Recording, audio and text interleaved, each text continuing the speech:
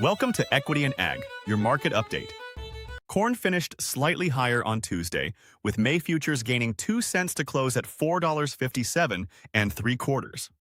July corn added 3/4 of a cent, ending at $4.68 and 1/4. The market really didn't have a clear direction today.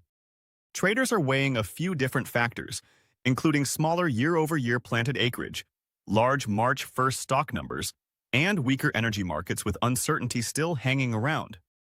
Before the USDA report came out, May corn dipped down to $4.51 and 1/4, getting close to that key support level around $4.50. On the upside, the short-term target for May corn still sits near $4.70.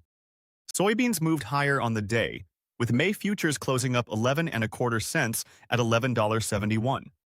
July beans were also stronger, up 11 cents to close at $11.86.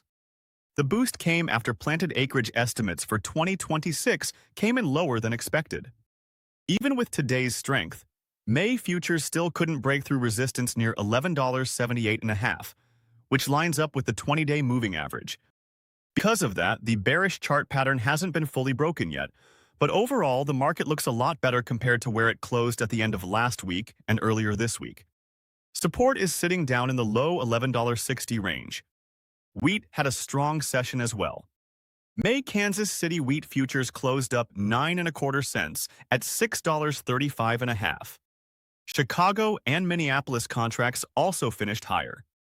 Kansas City wheat actually hit its highest price so far in 2026 and the highest front-month price we've seen since June of 2024. Prices did pull back later in the session as sellers stepped in, bringing the market more than 10 cents off the highs by the close. Even so, this is still the strongest close of the rally so far. Resistance is sitting between $6.35 and $6.50, while support is near the 20-day moving average around $6.15. The market hasn't closed below that level since early February. In cattle, today's slaughter came in at 108,000 head. That's 1,000 higher than last week, but still 15,000 below a year ago.